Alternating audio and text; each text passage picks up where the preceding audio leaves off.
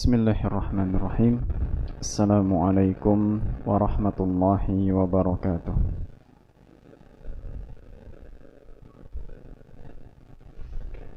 Alhamdulillahi rabbil alamin. Hamdan katsiran tayyiban mubarakan fih, kama yuhibbu rabbuna wa yardah. Wa ashhadu an la ilaha illallah wahdahu la syarika lah, wa ashhadu anna Muhammadan abduhu wa rasuluh sallallahu alaihi wa ala alihi wa ashabihi wa man tabi'ahum bi ihsanin ila yaumiddin wa sallama tasliman katsira, amma ba'd. Kaum muslimin dan muslimat rahimani wa rahimakumullah, kita panjatkan puji dan syukur atas kehadirat Allah Subhanahu wa ta'ala. Pada kesempatan malam ini, dengan taufik dari Allah, kita bisa kembali berkumpul di salah satu rumah Allah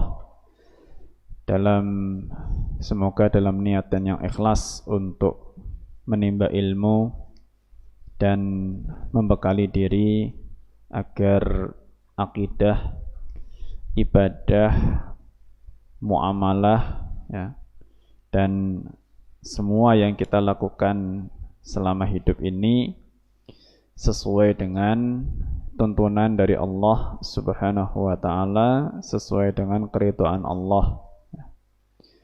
Terlebih ilmu yang kita bahas, ya, sedari awal kajian kita adalah ilmu yang berkaitan dengan akidah, dengan keyakinan, yang diharapkan ilmu ini membuahkan tambahan keimanan untuk kita semuanya, ya, dan insya Allah, ya, orang yang akidahnya mapan dan mantap, ya, dengan seizin Allah Subhanahu wa ta'ala,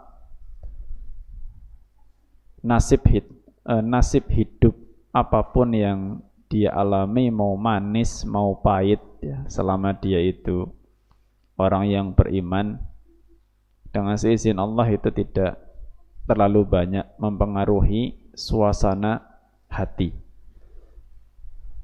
Maksudnya hati itu tidak gampang galau, ya. Hati itu tidak gampang gelisah, tidak gampang ketakutan, kecuali takut kepada Allah Subhanahu wa ta'ala, ya. Dan semakin bertambah rasa syukurnya kepada Allah, bahkan apapun yang dia alami, sekalipun itu pahit. Dengan seizin Allah, orang yang iman dan akidahnya mantap, sekalipun nasib yang dia dapatkan itu pahit, ya, tapi pahit pun dia semakin bersyukur kepada Allah, ya, karena dia yakin bahwa sepahit-pahitnya nasib itu bagian daripada rahmat Allah untuk orang yang beriman.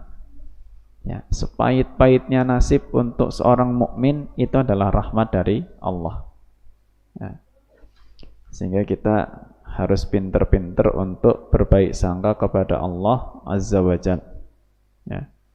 Kehilangan apa itu sudah rahmat Allah, nasib kita untuk kehilangan sesuatu, ya. Tertimpa apa itu sudah rahmat Allah mentakdirkan kita untuk tertimpa sesuatu, ya. Itu buahnya untuk orang yang berusaha menguatkan akidahnya di hadapan Allah Subhanahu wa ta'ala. Kita pada pertemuan malam ini akan kembali lanjutkan dari apa yang sudah dibahas pertemuan yang lalu.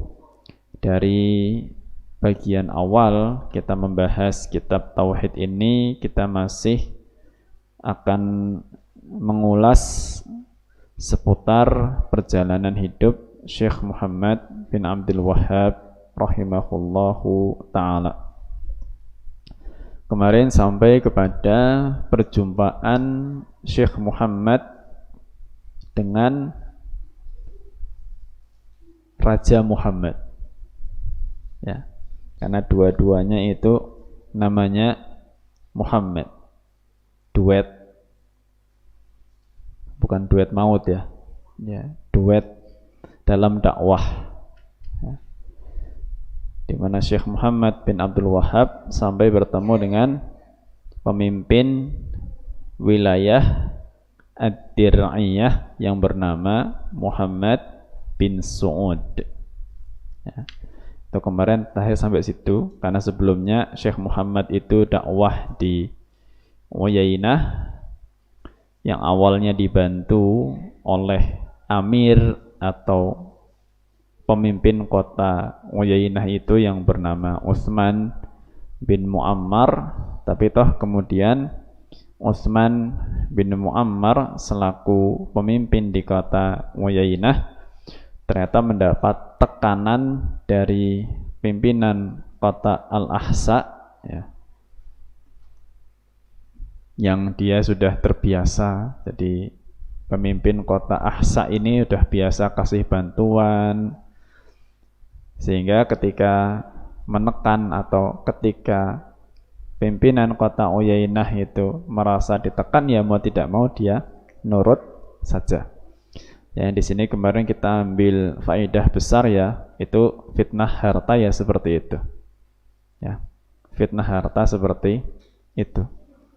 Makanya di antara ulama, ya, seperti apa yang dicantumkan oleh Imam Ibnu Qudamah dalam kitabnya Mukhtasar Minhajil Qasidin.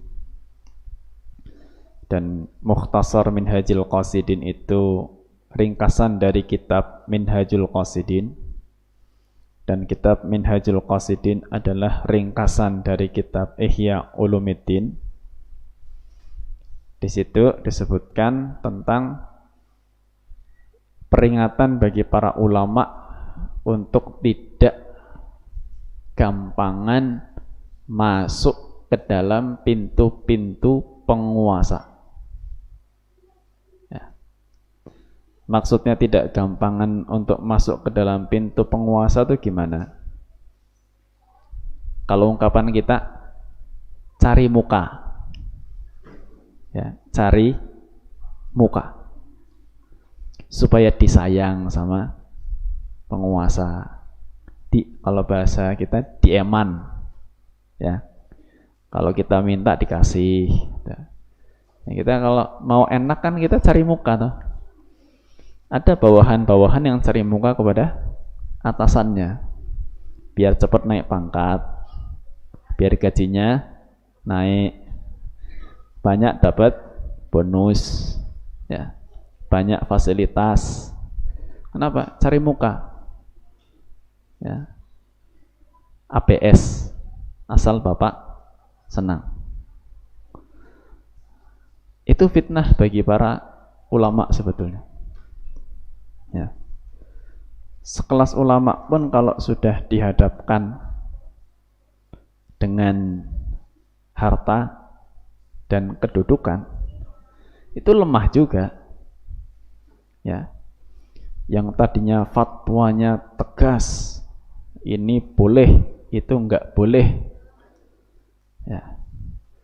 Akhirnya ketika sudah senangnya cari muka, maka tinggal berikutnya jual beli fatwa, ya, jual beli fatwa, ya.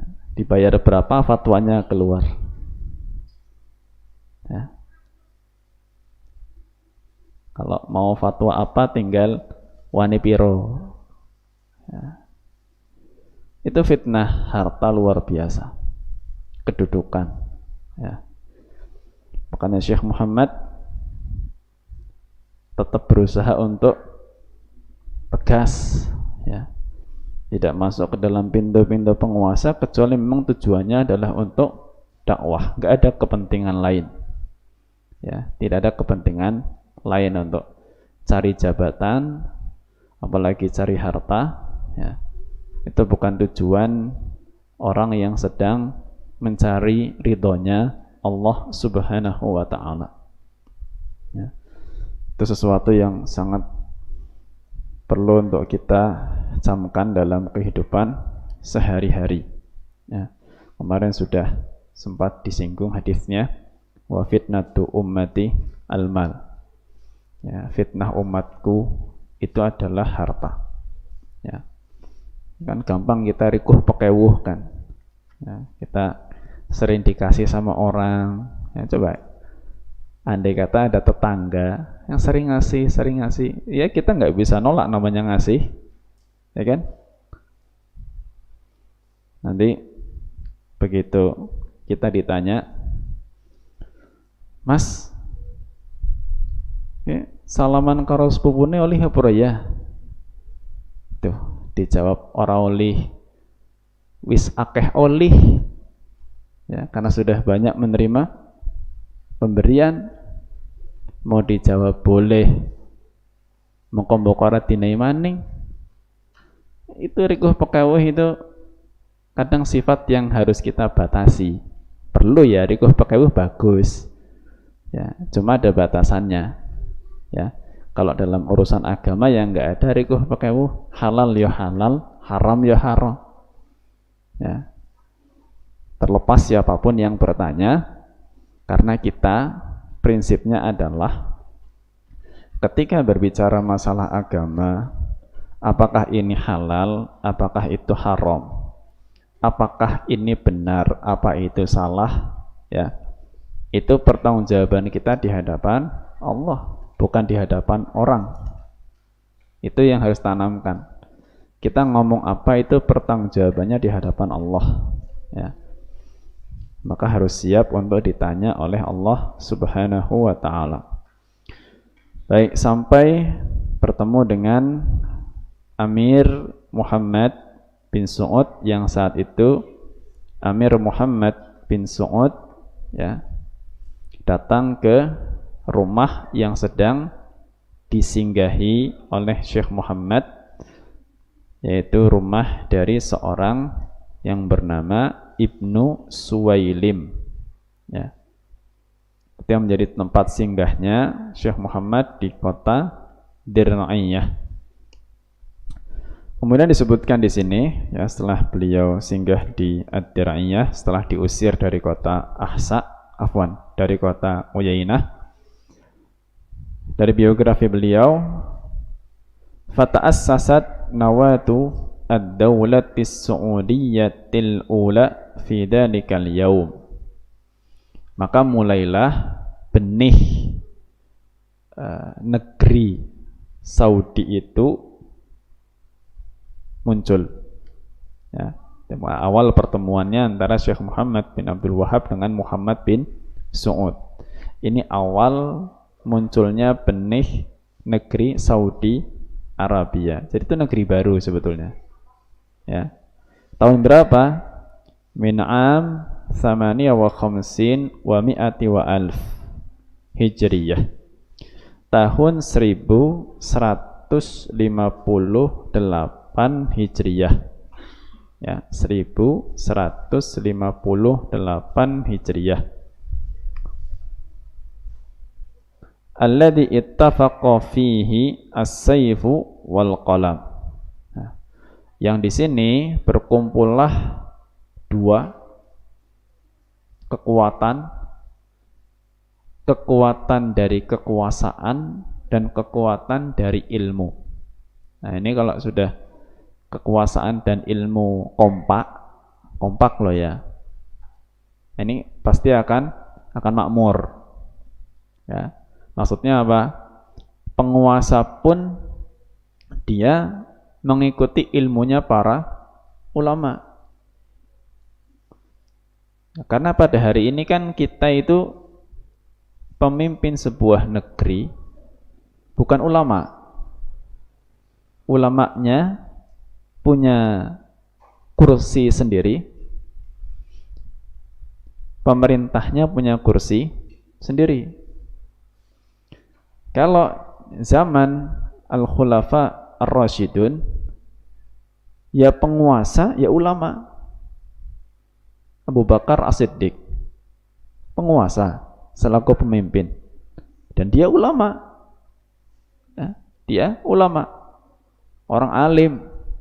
Jelas itu sahabatnya Rasul alaihi salatu wassalam. Orang terdekatnya Nabi alaihi salatu wassalam.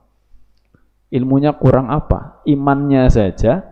Nabi sampai mengatakan kalau iman penduduk bumi itu dikumpulkan, itu nggak akan nandingi setengah imannya Abu Bakar. Ya.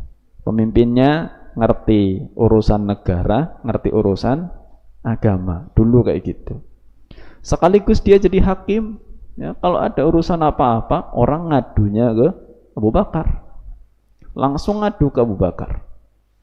Ya, dia pemimpin negara sekaligus pemimpin agama. Umar bin Khattab sama saja, seorang sahabat, dia mimpin, selain mimpin masalah urusan agama, dia mimpin urusan negara juga. Utsman, Ali, ya, kemudian sempat digantikan oleh putranya Ali, Hasan.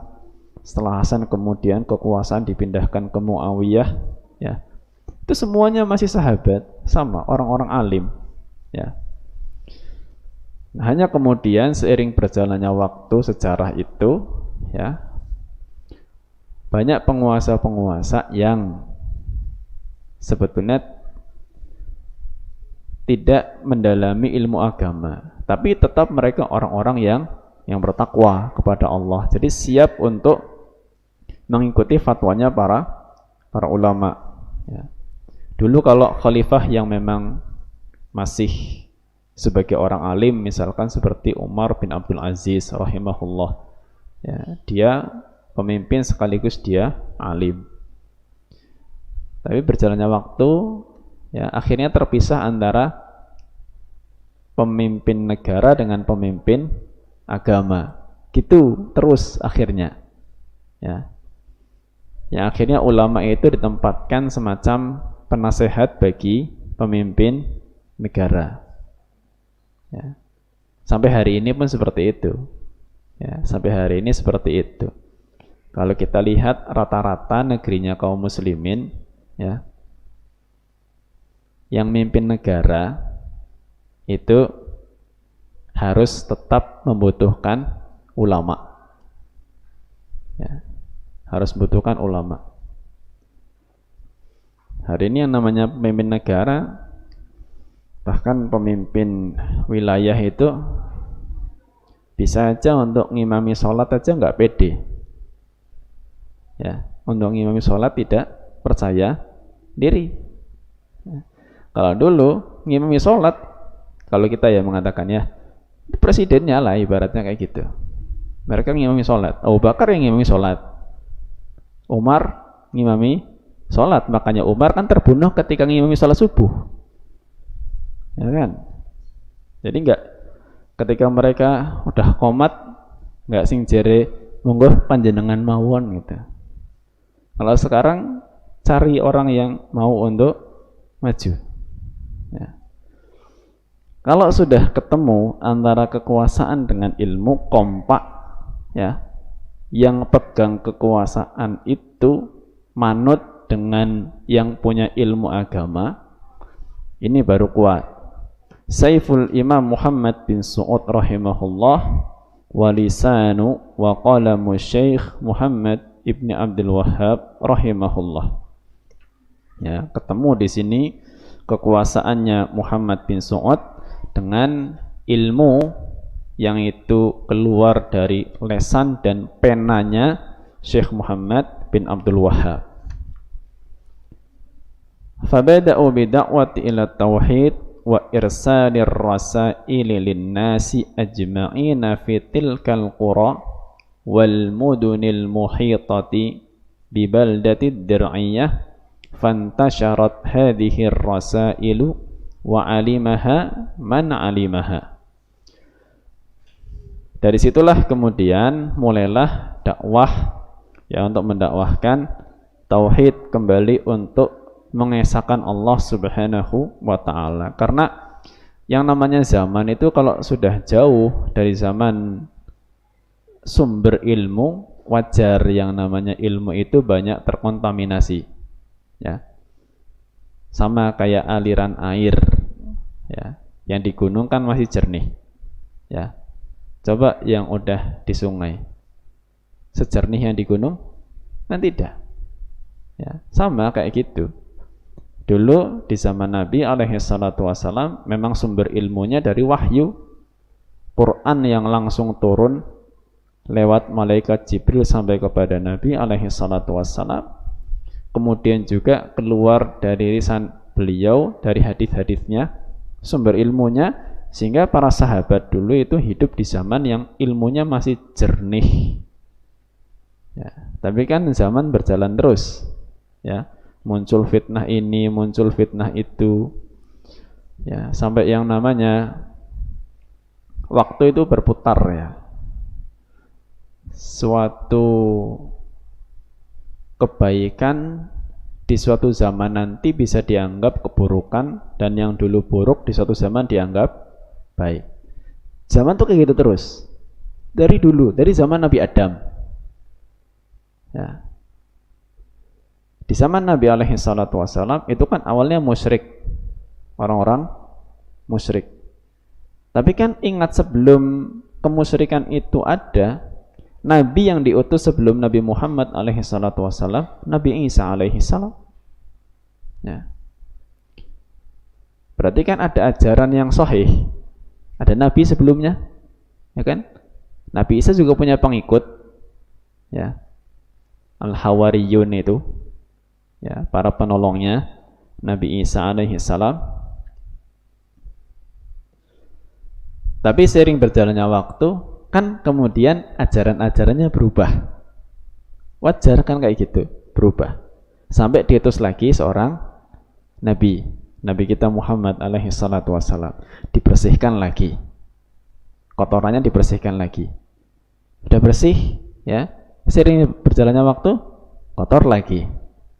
Allah selalu mengutus seperti yang saya sebutkan, di setiap 100 tahunnya orang yang membersihkan itu, ya, orang yang selalu memperbaharui lagi ajaran agama. Jadi yang sudah kotor dibersihkan, ya.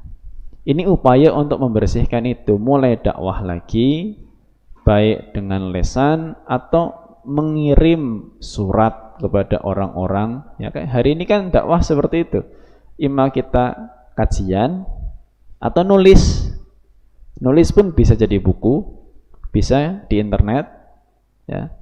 Semua wasilahnya seperti itu. Bahkan sebetulnya tercetaknya banyak buku ini termasuk salah satu tanda kiamat,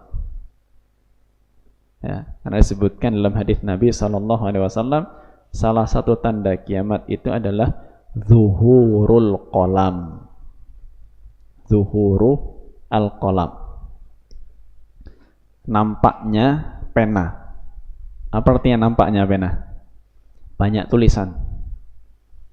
Kitab sekarang tersebar kan nggak kayak dulu kan. Syekh Muhammad bin Abdul Wahhab itu, beliau kalau nemu buku, ya, nemu buku, gimana nyetaknya? Ada mesin cetak zaman dulu? Nggak ada. Gimana caranya? Salin ulang, tangan. Ya, sehingga kitab zaman dulu nggak kayak sekarang. Ya, hari ini kitab dicetak banyak sekali, dan itu yang kemudian ditafsirkan oleh para ulama atau digunakan untuk menafsirkan hadis tadi yang menyebutkan zuhurul qalam, nampaknya pena. Banyak tulisan, banyak buku, banyak artikel, tersebarnya ilmu, itu tanda kiamat. Nyambung nggak? Tersebarnya ilmu kok tanda mendekatnya hari kiamat? Nyambung? Nyambung apa enggak? Nyambung, ya. Masuk hadis Nabi enggak nyambung. Karena kan mindset kita kalau tanda hari kiamat itu harus yang jelek-jelek, ya kan? Siapa yang mengharuskan? Apakah tanda hari kiamat itu harus yang jelek? Yang mengharuskan tuh pikiran kita sendiri kok. Nabi kan nggak pernah mengatakan kalau tanda hari kiamat itu harus yang jelek-jelek, enggak kan? Salah satu tanda hari kiamat apa? Diutusnya Nabi alaihi salatu wassalam itu tanda hari kiamat. Apa diutusnya Nabi itu jelek? Ya enggak. Ya, jadi enggak semua tanda hari kiamat itu jelek. Ya, itu cuma sekedar kabar bahwa itu menandakan dekatnya hari kiamat. Ya, di antaranya tersebarnya ilmu dengan tulisan yang ini sudah dari dulu, ya. Karena salah satu dakwah ya dengan tulisan. Kadang tulisan itu lebih sakti daripada lisan, kadang. Ya. Kadang tulisan itu lebih sakti dari lisan. Saya beri contoh ya, real. Saya ada di antara anggota keluarga atau saudara itu punya warung. Ya, punya warung. Di warung itu dia, maaf ya, jual rokok. Saya sebetulnya ya terlepas dia mau punya pandangan rokok hukumnya apa, itu di luar tanggung jawab saya lah. Saya cuma ingin kebaikan. Kalau bisa nggak ada barang ini mungkin lebih bagus. Ya. Tapi kalau saya ngasih tahu, apalagi sampai vulgar, mengutarakan pendapat yang saya ambil, misalkan saya vulgar, rokok itu haram, ya bisa berantem saya sama yang punya warung, ya nggak jadi dakwah malah. Mungkin dia punya pendapat lain kan, akhirnya kita malah adu argumentasi, nggak masalah. Selain lesan kita punya tulisan, ya saya coba siasat beli buku kecil, buku kecil, karena khawatir yang punya warung nggak seneng baca kan. Kalau nggak seneng baca kan lihat buku tebel kan udah kenyang duluan kan. Beli buku kecil tentang masalah rokok. Saya lagi pura-pura, bukan pura-pura sih, memang lagi main. Cuma ada pura-puranya. Pura-pura apa? Pura-pura buku saya ketinggalan. Padahal sengaja tak tinggal. Saya tinggal buku itu di ruang tamu, ya, sengaja tak tinggal. Ya udah, pulang buku itu tak tinggal. Mungkin dianggap ketinggalan kali. Ketika dihubungi, ini bukunya ketinggalan, nggak usah, tinggal situ aja, gampang nanti lain waktu saya ambil. Gitu. Harapannya selain ditinggal, mudah-mudahan dibuka, dibaca. Ya, dibuka, dibaca. Ya semuanya dengan seizin Allah ya, bukan saktinya saya, enggak. Dengan seizin Allah, ya tentu ditambah dengan doa, mudah-mudahan ya dibukakan hatinya. Ya berjalannya waktu, lama-lama enggak ada itu barang, ya enggak ada. Ketika tetangganya nyari, nuwun sewu, wonten rokok, mboten wonten. Ya, saya enggak perlu sibuk-sibuk ngomong, ya. Nggak perlu sibuk-sibuk berdebat, ya. Tinggalin bukunya, pulang doakan, mudah-mudahan bukunya dibuka, dibaca. Selain bukunya dibuka, hatinya dibuka, selesai. Ya, makanya kadang-kadang kita pusing, ini caranya gimana ya? Kita mungkin belum minta sama Allah taufik untuk mendapatkan caranya, jadinya pusing. Ya, banyak orang tua dakwah sama anaknya pusing. Ya, Ustadz, anak saya suruh sholat wangel banget, gimana caranya gitu. Gak usah pusing. Anaknya umur berapa? Umur 7 tahun. Ya wong belum wajib sholat. Kalau wangel ya wajar. Yang penting orang tuanya nyuruh sholat. Kalau anaknya belum mau sholat kan dia nggak dosa, ya. Yang penting lesan dan tulisan itu semuanya dipakai untuk mendakwahi. Insya Allah semuanya itu efektif. Ya. Kemudian disebutkan di sini, fabada'a ahlul batili yajma'una ashabahum liharbi hadhihi da'wah, fabada'atil hurub wal ma'ariqu wa kana alladhi bada'a hum ahlul batil. Nah, maka sudah menjadi sunnatullah ya, ketika hidup ini kan ada orang yang baik, ada orang yang jelek. Ketika yang baik mendakwahkan kebaikannya, yang jelek mulai gelisah. Ya, wajar. Ya. Mulai berpikir siasat bagaimana caranya kejelekan itu menang dan kebaikan itu kalah, kan gitu. Ini sekarang yang baru-baru aja, ya saya cuma agak sedikit ngikuti berita meskipun nggak mendalami. LGBT yang sedang berusaha untuk dilawan, apa mereka nggak mengadakan perlawanan? Oh, mengadakan perlawanan, bendera pelanginya keluar kok. Ya, kan berani. Ya, itu sudah sunnatullah. Sekarang apakah misalkan ya LGBT yang bisa dikatakan disepakati oleh orang yang waras bahwa itu jelek, ya, LGBT disepakati oleh orang yang waras bahwa itu jelek, nggak normal, lanang seneng karo lanang, wadon seneng karo wadon, kan nggak normal itu. Orang yang akalnya sehat akan mandang itu tidak normal. Terus kalau misalkan orang yang akalnya normal, sehat, memerangi itu, ya, mendakwahkan supaya orang tidak berdekatan dengan yang namanya LGBT, apakah kemudian dipandang sebagai orang yang merusak kondisivitas negara? Kan enggak. Ya. Karena yang dia dakwahkan, yang dia ajak itu memang benar untuk melawan LGBT itu. Ya. Kan enggak dipandang sebagai oh ini tidak toleran gitu. Terus suruh toleran gitu. Lanang bojo karo lanang. Saya subhanallah ya. Baca berita sampai saya nggak nafsu makan. Gini, beritanya tuh gini. Awalnya ya, saya cuma baca headline. Ya, karena ada headline ya. Headline-nya berbunyi, kami bersyukur suami kami hamil. Hah, suami kami hamil? Gimana itu? Transgender.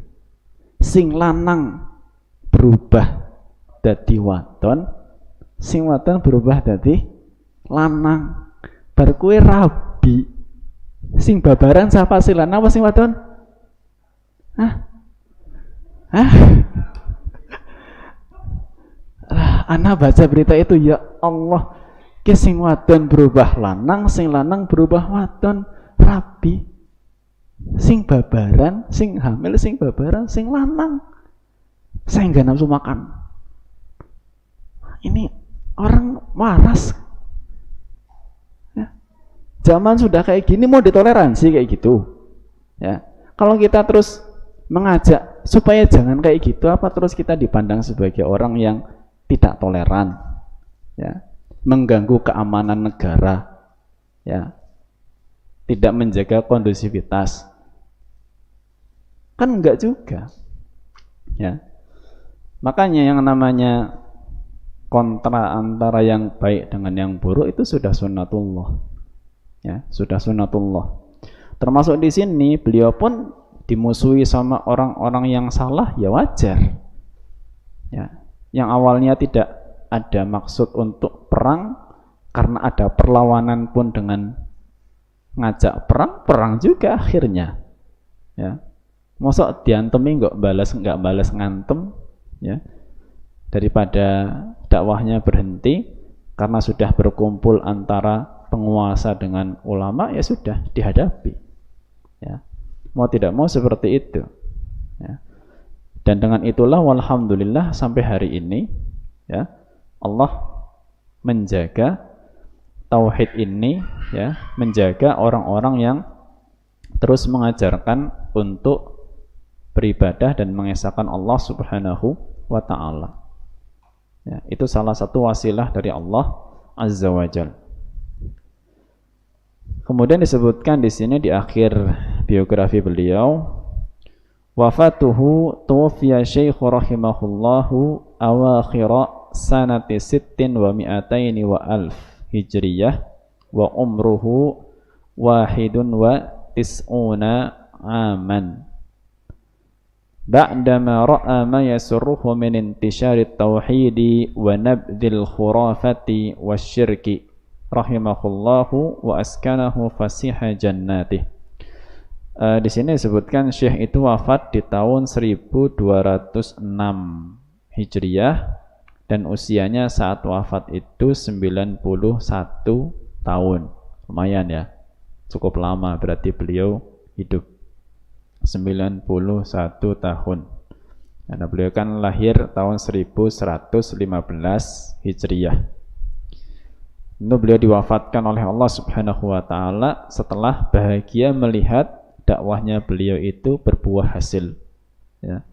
Karena memang pada akhirnya ya sampai sekarang walhamdulillah ya, saya tidak sedang berbicara politik ya, tapi berbaik sangka kepada Allah Azza wa Jalla. Urusan negara, urusan politik kita nggak bawa-bawa ke pengajian ya. Tapi terbukti sampai hari ini ya, negeri yang memang berusaha mendakwahkan tauhid ini dijaga sama Allah Azza wa Jalla. Ulamanya dijaga, masyarakatnya dijaga, makmur hidupnya ya. Karena memang sumber kemakmuran itu dari Allah ya, bukan sekedar kuatnya ekonomi yang kita sebutkan, kuatnya pendidikan, kuatnya kesehatan. Itu mau diupayakan kayak apapun ketika enggak dilandasi dengan tauhid, iman, takwa ya percuma ya. Karena semuanya itu pertolongan dari Allah, pertolongan dari Allah ya. Negeri mau miskin kayak apa, ketika penduduknya bertakwa, aman ya. Nggak punya kapal selam, nggak punya jet tempur ya, aman, Allah yang jaga ya. Negara yang punya jet tempur, punya nuklir, punya apa, perang terus ya. Kita pun ingin keamanan yang memang itu penjagaan dari Allah Azza wa Jalla. Baik, dan dikenalkan di sini sebelum ditutup mu'allafatuhu ya, tulisan-tulisan beliau, diantaranya min kutubihin nafi'ah kitabut tauhid wal usulul thalathah wa kashfus syubuhat wa masailul jahiliyah wa mukhtasaru sirat ibn Hisham wa mukhtasaru zadil ma'ad wa minhal usulu as-sittah wa majmu'ul hadithi ala abwabil fiqhi wa ghairuha kathirun jiddan fa rahimahullah wa rahmatan wasi'ah. Jadi beliau meninggalkan tulisan cukup banyak ya, warisan tulisan cukup banyak. Di antaranya ada kitab yang sedang kita pelajari, kitab tauhid, ada usulul thalathah tentang 3 pondasi dalam akidah beragama, ada kitab judulnya Kashfus Syubhat, ada Masailul Jahiliyah, hal-hal yang menjadi sifat-sifat identik orang-orang jahiliyah, ada ringkasan sirahnya Ibnu Hisham, ada ringkasan kitab Zadul Ma'ad. Zadul Ma'ad itu kitabnya Ibnul Qayyim, cukup tebal ya, bisa tercetak sampai 5 jilid dan oleh beliau diringkas menjadi satu jilid. Ada usulul sittah, 6 pondasi dalam berakidah. Ada juga kitab hadis tentang fikih dan yang lainnya masih banyak ya. Dan di sini pernah ada sebuah peristiwa yang ya jadi pelajaran juga. Cerita di Universitas Islam Madinah ya. Cerita ini agak masyhur. Saya tutup dengan cerita ini. Universitas Islam Madinah. Waktu itu ada seorang dosen.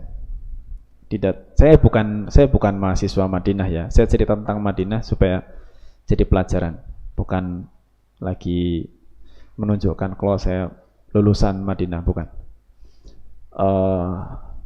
Seorang dosen didatangkan dari Mesir ya. Nah, dosen ini punya akidah yang berbeda dengan mahasiswa ya, beda dengan mahasiswa. Suatu ketika di suatu sesi pelajaran itu terjadi perdebatan antara mahasiswa dengan dosen ini. Debat tuh, rame ya. Sampai akhirnya perdebatan sengit ini ya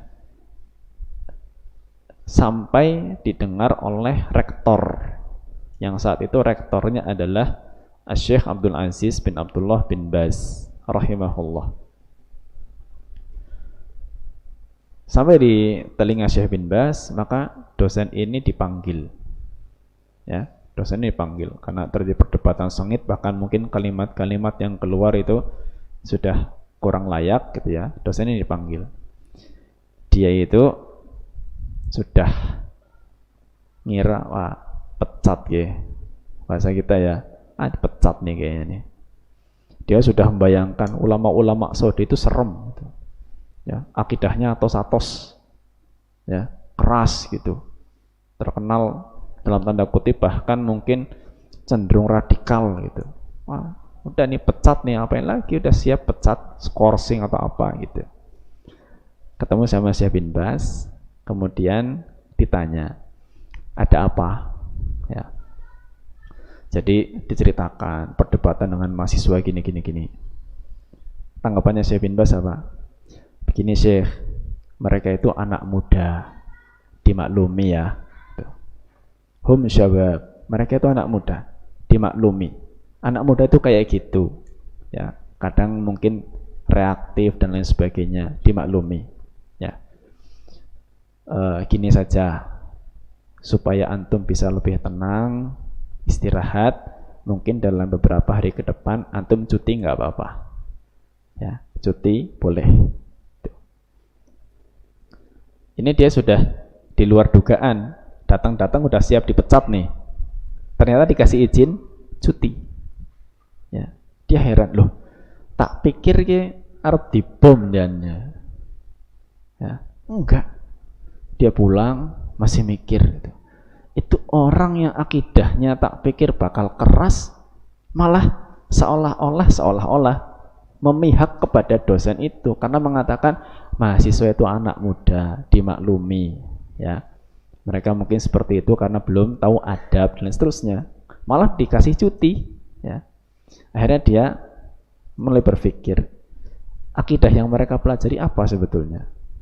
Maka hampir semua tulisan Syekh Muhammad bin Abdul Wahhab dia baca. Ya, dari situlah dia mendapatkan hidayah Allah Subhanahu wa taala. Kayak gini loh harusnya punya akidah. Terus kalau sudah berakidah, akhlaknya juga kayak gitu. Ya, bukan habis belajar akidah kuat terus nanti pulang-pulang ngomai wong tuane. Ya, itu enggak berhasil belajar akidahnya. Ya. Nah, jadi ketika ada orang belajar akidah kok sikapnya berubah jadi tidak baik, itu bukan belajarnya yang disalahkan, bukan ilmunya yang disalahkan, ya. Tapi dari sisi orangnya yang mungkin salah memahami pelajaran yang dia dapatkan. Itulah pentingnya sebelum kita nanti masuk ke dalam materi inti, saya ingatkan kepada semuanya untuk betul-betul minta petunjuk taufik kepada Allah Subhanahu wa taala untuk diberikan ilmu yang bermanfaat. Ilmu yang mendekatkan kita dengan keridhaan Allah Subhanahu wa taala. Karena saya tidak menjamin bahwa saya adalah orang yang selamanya akan ngomong benar. Ya kan? Saya kan enggak maksum, ya. Mungkin aja di antara nanti apa yang saya sampaikan mungkin saja ada yang salah sehingga antum butuh diluruskan oleh Allah Azza wa Jalla ketika ada yang kurang lurus, ya. Itu pentingnya kita berdoa sebelum nanti kita mempelajari kitab tauhid ini biidznillah taala. Baik, ini yang bisa kita baca dan kita bahas bersama. Semoga Allah berkahi. Kurang lebihnya mohon maaf dan terima kasih atas perhatiannya. Wassallallahu ala nabiyyina Muhammad wa ala alihi wa sahbihi wa baraka wa sallam. Wa akhiru da'wana alhamdulillahi rabbil alamin. Kita akhiri dengan doa kafaratul majlis. Subhanakallahumma wa bihamdika asyhadu an la ilaha illa anta astaghfiruka wa atubu ilaik. Billahi taufik wal hidayah. Assalamualaikum warahmatullahi wabarakatuh.